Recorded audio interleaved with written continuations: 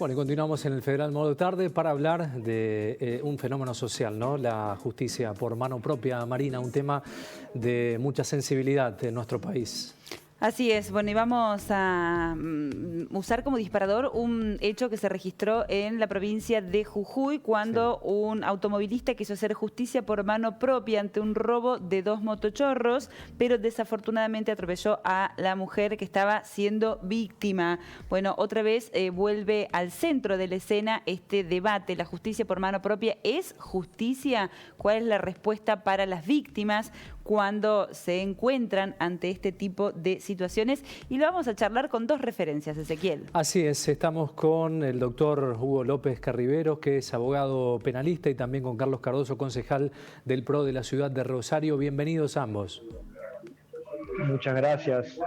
Buenas tardes, mucho gusto.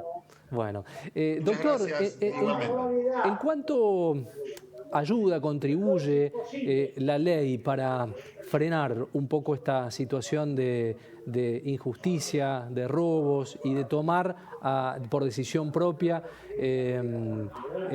la decisión de tener o no la vida de personas que están asaltando a vecinos, ¿no? De hacer justicia por mano propia? ¿En cuánto la ley tracciona, define esto y cuánto falta? Bueno, la ley no contempla un estado de venganza. O sea, la venganza no está prevista en el Código Penal como un eximente de responsabilidad o como una causal de justificación. Recién se planteaba con muy buen criterio, creo yo, esa pregunta o esa dicotomía. ¿La justicia por mano propia es justicia? Bueno, no lo es.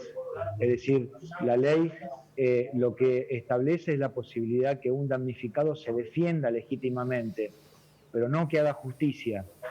Hay veces que la situación está muy clara en los hechos y otras veces está un poco más desdibujada.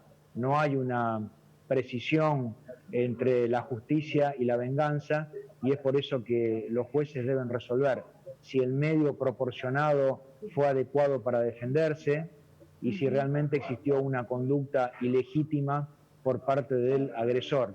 O sea, son cuestiones que de hecho deben resolverse puntualmente cada una de ellas. Bien. Cardoso, ¿cómo es la situación allí en su provincia?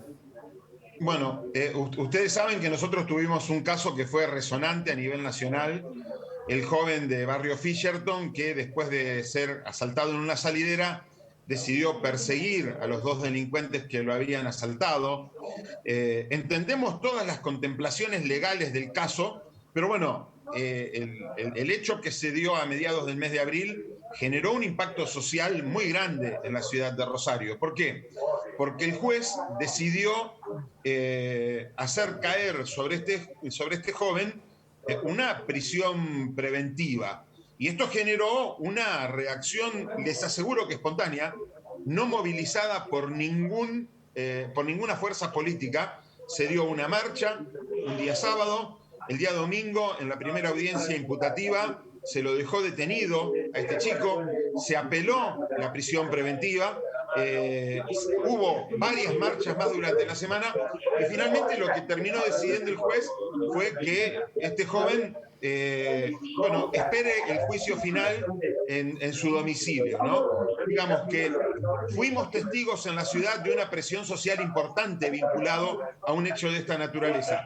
Coincido con el doctor, no tenemos que naturalizar ningún hecho de justicia por mano propia, pero indudablemente y sobre todo, y lo hemos charlado varias veces nosotros en el espacio que ustedes tan gentilmente nos ceden, la gente está muy, pero muy cansada de los hechos permanentes de inseguridad. En la ciudad realmente la seguimos pasando muy mal y muchas veces la gente cuando se encuentra ante la posibilidad de defenderse, y bueno, en ese momento no mide si se extralimita o si está ejerciendo una defensa legítima. Me parece que esa cornisa es muy finita, ¿no? Da la impresión de que está instalado de alguna manera en la sociedad esta cuestión, ¿no? De que el que resulta damnificado de algún hecho violento o delictivo o de robo tiene ese derecho a defenderse, por más que la justicia, bueno, después lo termine caratulando, por ejemplo, como homicidio, el caso de los linchamientos, que vimos que en Argentina se han registrado varios casos, lamentablemente, en un momento específico. Pero ¿no les da la impresión, Hugo y Carlos, que está instalado esto en la agenda social? Digo, que tienen cierta legitimidad y que la gente acompaña este tipo de procederes. Bueno, en rigor de verdad, la sensación que tiene la gente de querer defenderse es cierto. Nosotros también la percibimos acá en el conurbano bonaerense, en el Gran Buenos Aires, donde entiendo ocurren delitos minuto a minuto, pero también es cierto que esa sensación debe ser ejercida dentro del marco legal. Es decir, no es solamente una sensación. Es cierto, la ley prevé, el artículo 36 del Código Penal, en su última parte, establece el instituto de la legítima defensa.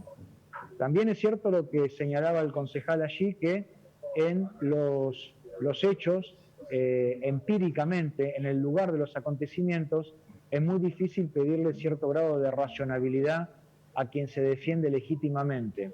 Pero, por eso, insisto y subrayo, en este punto en particular, reitero esta situación para exponer claramente que la ley admite la legítima defensa, pero no la venganza. La venganza no está prevista en el Código Penal como un eximente de responsabilidad. Cardoso. Sí, a ver, nosotros lo que percibimos es, y en esto también coincido con el doctor, de que estamos en una situación muy tensa, estamos en una situación muy compleja. Hemos charlado con ustedes también en varias oportunidades lo que fue aquí en la provincia de Santa Fe el ciclo de Marcelo Saín, que afortunadamente hace 3 meses finalizó, ¿no? Y ya no es más el ministro de Seguridad de la provincia. A partir de la renuncia de Marcelo Saín, hemos podido de alguna manera retomar el diálogo en la agenda de seguridad entre el oficialismo, que aquí es peronista a nivel provincial, la municipalidad, que está ejercida por el Frente Progresista, y las fuerzas de oposición, principalmente desde Juntos por el Cambio, ¿no? En ese sentido, podemos ser un poco más optimistas. Por lo menos lo que nosotros vamos recogiendo en los barrios, tenemos ahora un canal de diálogo en donde llevarlo, en donde derivarlo. Y es más, hemos ya organizado reuniones de barrios enteros de la ciudad de Rosario con el jefe de policía. Ahora, recién se ha empezado a recorrer un camino. Más allá de ser una fuerza opositora, nosotros deseamos de que esto, de una buena vez por todas, arranque. Y después la otra parte que tiene que ver con la justicia, ¿no? Claro. Nosotros pensamos que en la provincia de Santa Fe, durante los 12 años del socialismo, se constituyó una justicia básicamente garantista.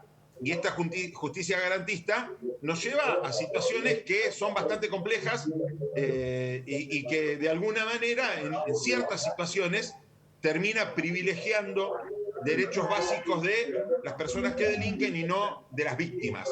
Se está trabajando también en la provincia de Santa Fe en una nueva ley de víctimas.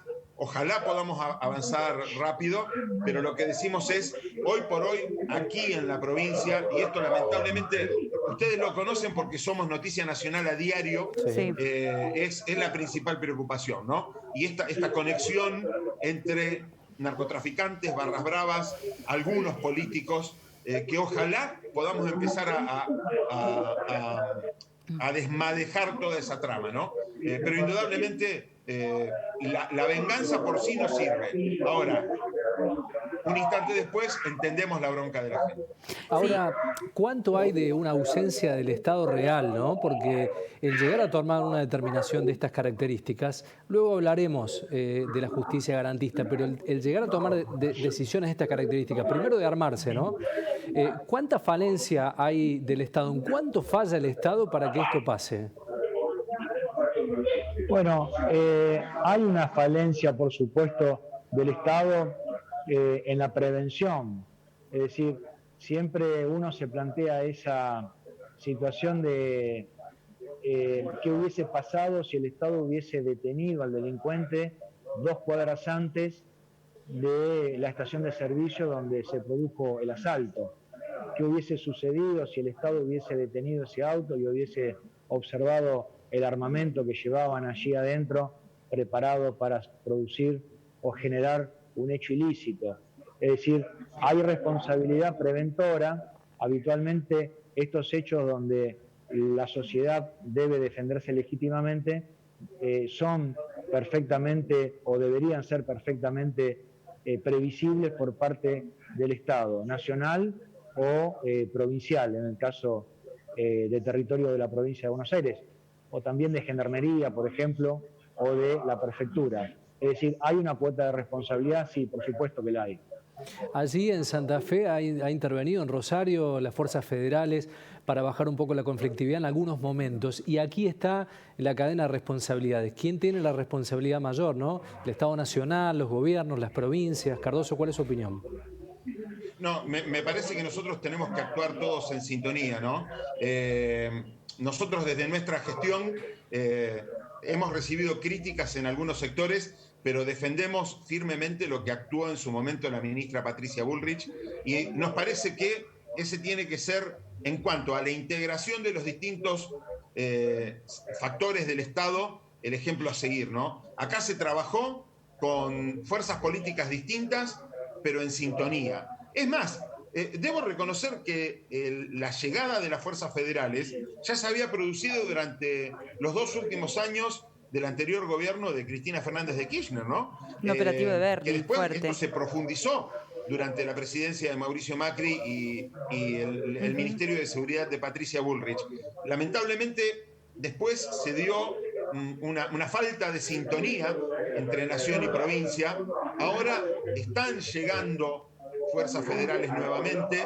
El año pasado fue muy complicado porque lamentablemente parece que nos estamos acostumbrando, pero casi todas las noches tenemos crímenes de tipo sicario en los barrios de la ciudad de Rosario. Esto tiene que cambiar y esto tiene que ser integral. Esto tiene que ser los 3 poderes del Estado y los 3 niveles del Estado, y todos actuando y tirando para el mismo lado. Me parece que en este tema no tenemos que hacer ningún tipo de especulación desde la política. Ya llegarán los tiempos electorales, ya discutiremos los temas que tienen que ver con el voto de la gente. Ahora, hoy en Rosario estamos en una situación realmente crítica. Nuevamente, el año pasado, con 60 días de encierro, tuvimos 209 homicidios.